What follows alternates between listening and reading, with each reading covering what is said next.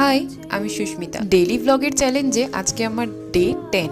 দিনটা শুরু করেছিলাম একদমই বেসিক স্কিন কেয়ার থেকে। তবে হ্যাঁ, স্কিনের প্রতি একটুখানি দয়ালু হলেও আমি কিন্তু আমার চুলের জন্য মোটেই দয়ালু নই। সকালে ভাবলাম কিছু ক্রিয়েটিভিটি দেখানো যাক। বাড়িতে ছিল ব্রকলি, তো ব্যাস করে নিলাম একটুখানি বয়েল, ওইটার সাথে একটুখানি গাজর নিয়েছিলাম। আর হ্যাঁ, তোমরা যারা ভাবছো আমি ডাইটিং করি, তো না, আমি একদমই ডাইটিং করি না। আমাকে দেখেও হয়তো তোমরা বুঝতেই পারো। হ্যাঁ, আজ আমি যাচ্ছিলাম আমার ল্যাপটপের আইসিইউ রুমে, কারণ আজ আমার ল্যাপটপের সত্যি সত্যি শেষ দিন, অনেকটাই সিরিয়াস কন্ডিশন ছিল আর কি। তারপরে খেয়ে নিলাম একটু গরম গরম কফি, কারণ আমি আবার চা আর কফি প্রেমী। তো গাড়িতে যেমন পেট্রোলের প্রয়োজন হয়, ঠিক আমাকে চালানোর জন্য চা আর কফির প্রয়োজন হয়। চলে গিয়েছিলাম সোয়েটার মার্কেটে, কারণ শীতের দিনে এই সময় খুব সুন্দর সোয়েটার এখানে পাওয়া যায়।